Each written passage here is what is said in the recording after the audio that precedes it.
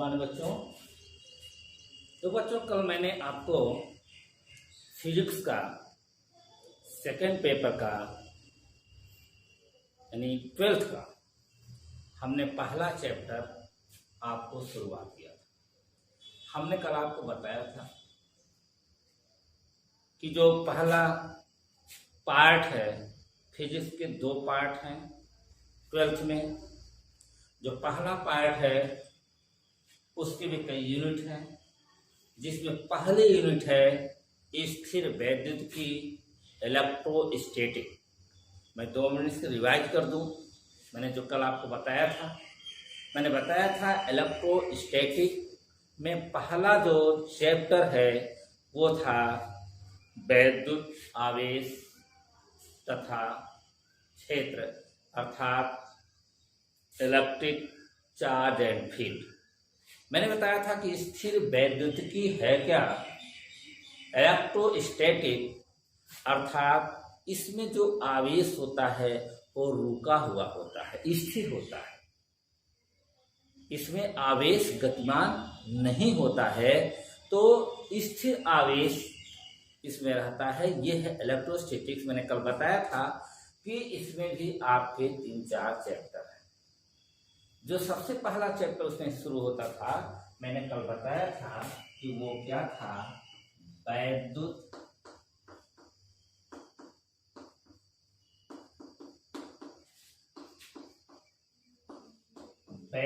आवेश तथा क्षेत्र अर्थात इलेक्ट्रिक चार्ज एंड फील्ड।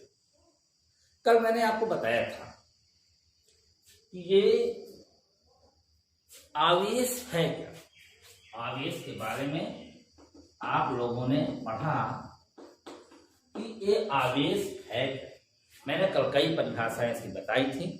मैंने एक परिभाषा आपको ये बताई थी कि यह एक ऐसा गुण है किसी वस्तु का जिसके कारण दूसरे एक से दूसरे वस्तु में आकर्षण होता है या प्रतिकर्षण होता है। दूसरी वस्तु को आकर्षित करती है या प्रतिकर्षित करती है।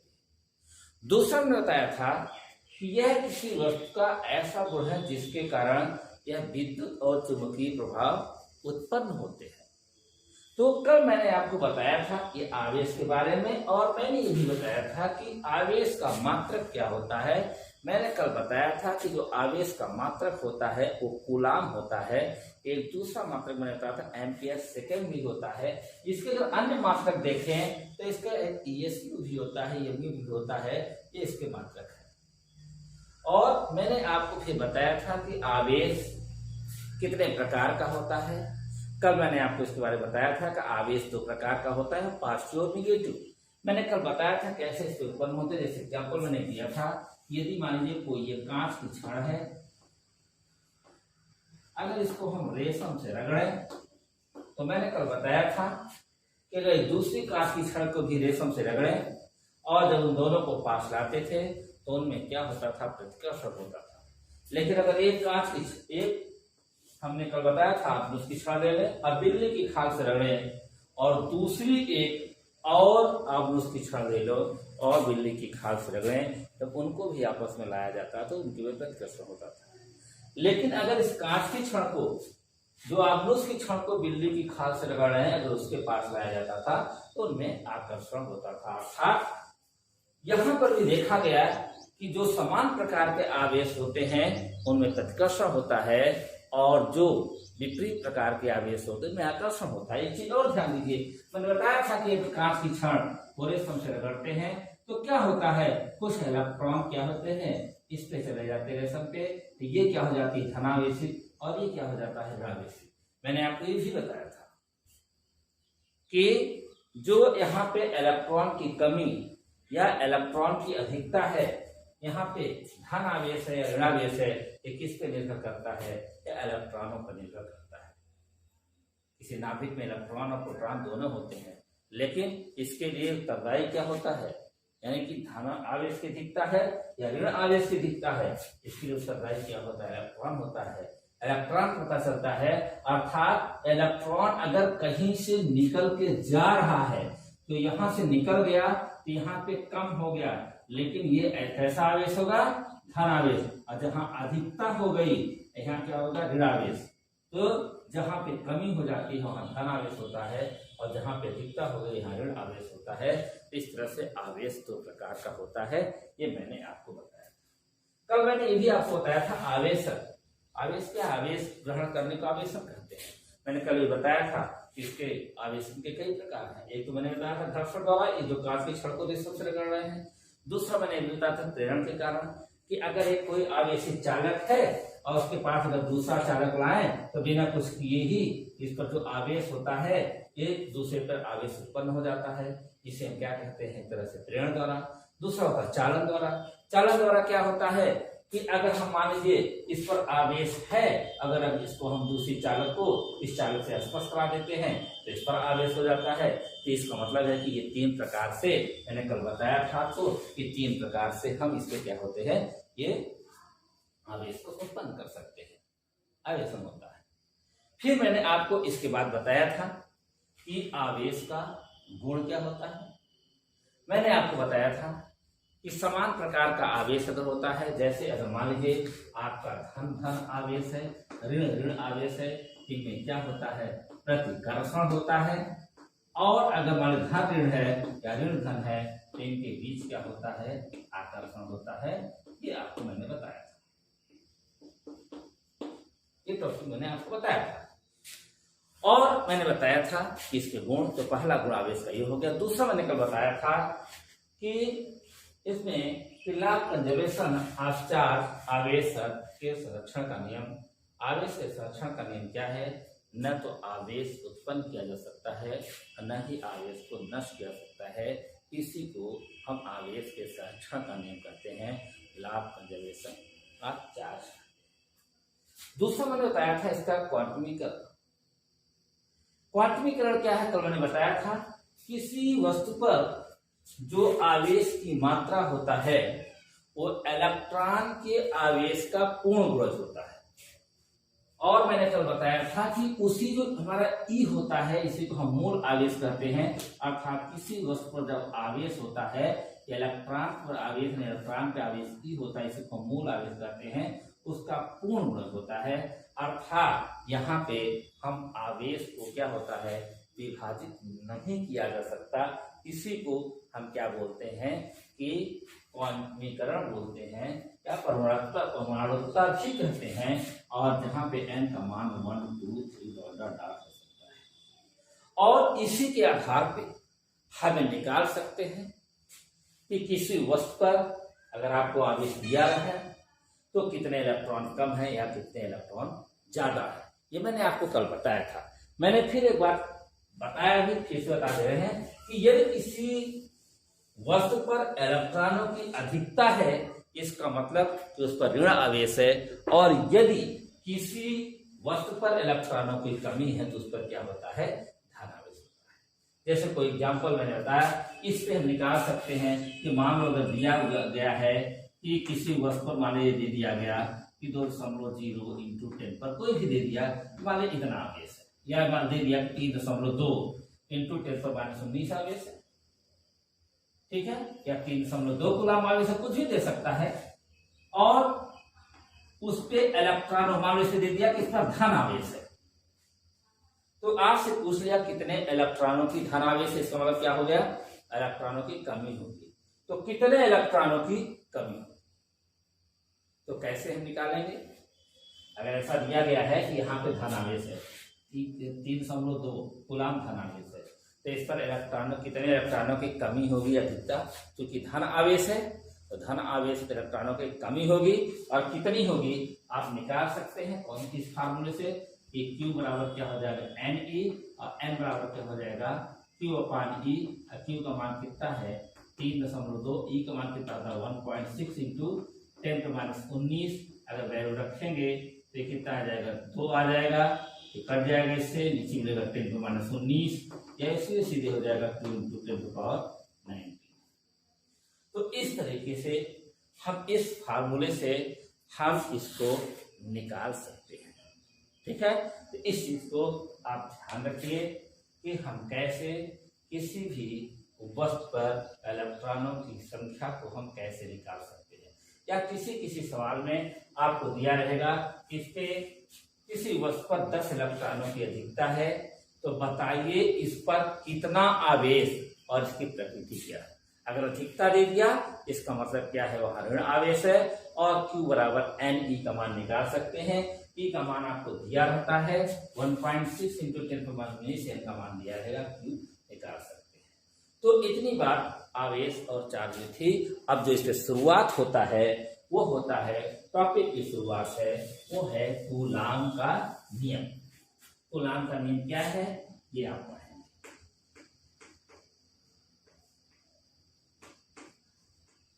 कूलाम का नियम, इसे हम वैद्युत, इसमें वैद्युत का नियम भी कहते हैं, वैद्युत लॉ भी कहते हैं, यानी इसे इलेक्ट्रिक फोर्स भी हम कहेंगे। अभी हम आपकी चर्चा करेंगे इसको बताने के बाद कि आपने फर्स्ट ईयर में जो पढ़ा है वहाँ ग्रेविटेशनल फोर्स पढ़ा है, वहाँ पे आपने गुरुत्वाकर्षण बल पढ़ा है। यहाँ पे जो आप पढ़ने चल रहे हो वैद्युत बल, इसे कूलाम के नियम को हम इलेक्ट्रिक फोर्स भी कहते हैं, वैद्युत बल। फिर हम आपको इसके बाद बताएंगे कि कैसे हम तुलना करेंगे, what is the difference between electric force and gravitational force, अर्थात वैद्युत बल और गुरुत्वाकर्षण बल की तुलना करेंगे तो आप देखेंगे इसमें क्या अंतर निकलता है। तो सबसे पहले हमें बताना चाहते हैं कि ये कूलाम का नियम है क्या। देखिए कूलाम का नियम है क्या। कूलाम के नियम अनुसार, जैसे आपने वहां फर्स्ट ईयर में पढ़ा होगा गुरुत्वाकर्षण बल, वहां आप देखते थे वहां पर द्रव्यमान होता था, ये दो कण होते थे और उनके बीच की डिस्टेंस r होती थी। यहाँ पर भी दो आवेश होंगे Q1 और Q2 और इनके बीच की दूरी। मैंने अभी आपको क्या बताया कि हम यहाँ स्थिर आवेशों के बारे में अध्ययन कर रहे हैं। तो क्या परिभाषा होगी कूलाम के नियम का। कूलाम के नियमानुसार, कूलाम के नियमानुसार इन दोनों स्थिर आवेशों के मध्य जो लगने वाला आकर्षण बल है वो दोनों आवेशों के गुणनफल के समानुपाती होता है। The product of two charges, the act force is proportional to the product of two charges, यानी दोनों आवेशों के गुणनफल के समानुपाती होता है। और दूसरा ये होता है तथा उनके बीच की दूरी के व्युत्क्रमानुपाती होता है। अर्थात कूलाम में जो नियम दिया कि दो स्थिर आवेशों के मध्य लगने वाला आकर्षण अथवा प्रत्याकर्षण बल। देखिए मैंने यहाँ पे आपको बताया आकर्षण अथवा प्रत्याकर्षण बल, जबकि आपने यहाँ पे जब पढ़ा था गुरुत्वाकर्षण बल तो यहाँ पे केवल आपने क्या पढ़ा था, आकर्षण बल। क्यों? क्योंकि वहां पे आप द्रव्यमान था, वहां पे द्रव्यमान दो प्रकार का नहीं पढ़े थे आप, यहाँ पे आवेश दो प्रकार का पढ़ रहे हैं। आवेश प्लस भी होता है और माइनस भी होता है, इसलिए यहाँ आकर्षण बल भी लगता है और प्रतिकर्षण बल भी लगता है। इसलिए हम यहाँ पे आकर्षण प्रतिकर्षण बल दोनों लिखते हैं। अर्थात दो स्थिर आवेशों के मध्य लगने वाला आकर्षण या प्रतिकर्षण बल उन दोनों आवेशों के गुणनफल के समानुपाती और उनके बीच की दूरी के वर्ग के व्युत्क्रमानुपाती होता है। अगर हम इन्हें एक साथ लिखना चाहें तो ऐसे लिख सकते हैं F समानुपाती Q1 Q2 अपान R²। और आप जानते हैं कि अगर समानुपात हम हटाते हैं तो यहाँ कांस्टेंट आ जाता है, इस कांस्टेंट को हम लिख रहे हैं के स्मॉल के, क्योंकि एक के भी और आएगा परावर्तन नेता, इसलिए हम स्मॉल के लिख रहे हैं। ये Q1 Q2 अपान R²। और जहां ए के क्या है, यह के एक नियतांक है, यह के क्या है, एक नियतांक है, समानुपाती नियतांक है। और जो इस के का मान होता है वो होता है 9 × 10⁹ न्यूटन मीटर स्क्वायर प्रति कूलम स्क्वायर, या इसी को हम लिखते हैं 1/4πε0। इसी को ये जो वैल्यू होती है इस के का मान 9 × 10⁹ न्यूटन मीटर स्क्वायर प्रति कूलम स्क्वायर, या 1/4πε0 ये न्यूटन मीटर स्क्वायर प्रति कूलम स्क्वायर, ये किसके बराबर होगा। अगर आप इसको वैल्यू गुणा भाग करें, अभी हम पाई का मान क्या होता है 3.14, और यहाँ जो एप्सिलॉन जीरो है, एप्सिलॉन जीरो को निर्वात की विद्युतशीलता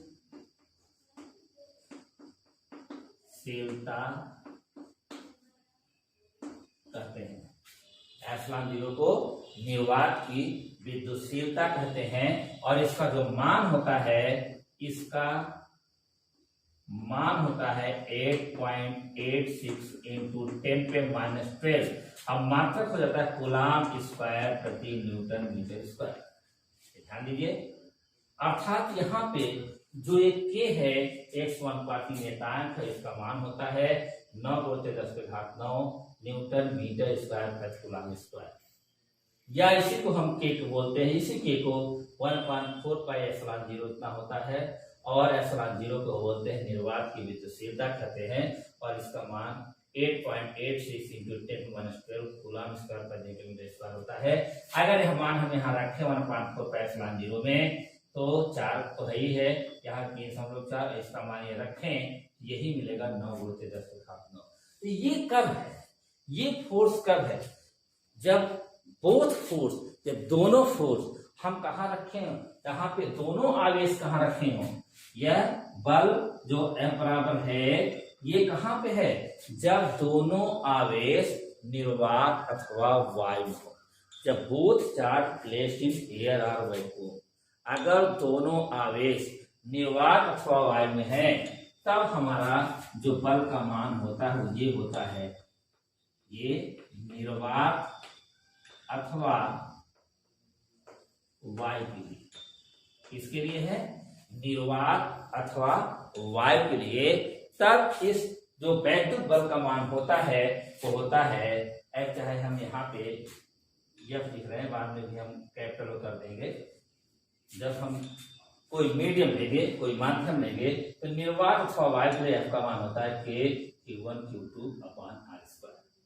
लेकिन if the both charge placed in air or vacuum instead of air or vacuum, अगर हम दोनों आवेश को, स्थिर आवेश को अगर हम निर्वात अथवा वायु में न रखकर किसी अनदर माध्यम में रखें, किसी दूसरे माध्यम में रखें, जैसे कांच हो गया, मोम हो गया, अभ्रक हो गया इत्यादि तमाम ऐसी हैं, इसके अलावा निर्वात वायु के अलावा अगर हम किसी अन्य माध्यम में रखते हैं तब जो हमारा बल का मान होता है वह बल का मान इसके तरह नहीं होता, बदल जाता है। उस F का मान क्या होगा तब, कब, यदि दोनों आवेशों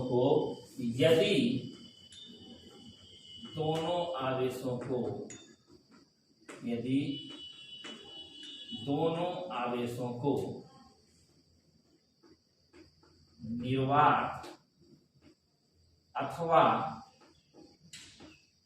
वायु के, यदि दोनों आवेश निर्वात अथवा वायु के स्थान पर किसी अन्य माध्यम जैसे कांच, मोम, अभ्रक इत्यादि रखें, ऐसे माध्यमों को हम बोलते हैं परावैद्युत माध्यम। ऐसे माध्यमों को क्या बोलते हैं, परावैद्युत माध्यम होता है। तो अगर हम इसमें रखें तब जो हमारा वैद्युत बल का मान होगा, चाहे हम F डैश कर दें, तब ये होता है 1/4 पाई एप्सिलॉन जीरो, कैपिटल के हम लिख रहे हैं, इंटू Q1 Q2/R²। ये जो कैपिटल के है, यहाँ स्मॉल के था, ध्यान रखिए, ये परावैद्युत माध्यम का क्या था, नियतांक, समानुपाती नियतांक था। लेकिन यहाँ पे क्या है, ये जो के है वो यह माध्यम जो रखे जा रहे हैं निर्वात अथवा वायु जो रखे जा रहे हैं, इसके अलावा अर्थात यह के क्या था, जब निर्वात अथवा वायु में हम बोथ चार्जेस, दोनों चार्जेस को, आवेश को रख रहे थे।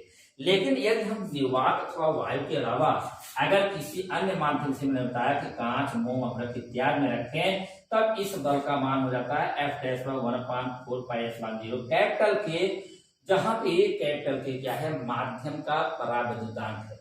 अर्थात इस माध्यम को हम माध्यम का परावैद्युतांक कहते हैं, इसके को, इन माध्यम को परावैद्युत माध्यम कहते हैं। कांच, अभ्रक, मोम, ये जो अन्य माध्यम है इनको हम परावैद्युत माध्यम कहते हैं। और इस के को हम क्या बोलते हैं? के को बोलते हैं माध्यम का परावैद्युतांक। क्या बोलते हैं? माध्यम का परावैद्युतांक, dielectric constant of the medium, अर्थात इस माध्यम का परावैद्युतांक कहते हैं। और इस के का मान निर्वात अथवा वायु के लिए ए होता है, बाकी ऑलवेज किसी भी माध्यम के लिए ऑलवेज ग्रेटर देन 1, किसी अन्य माध्यम के लिए ये हमेशा एक से क्या होता है? अधिक होता है। केवल निर्वात अथवा वायु के लिए यहाँ पे क्या होगा? 1। तो अब आप बताइए, ये अगर हम देखा जाए यहाँ पे ये समीकरण 1 हो गया मान लीजिए, और ये समीकरण आपके 2 हो गया। अब आप जरा देखिए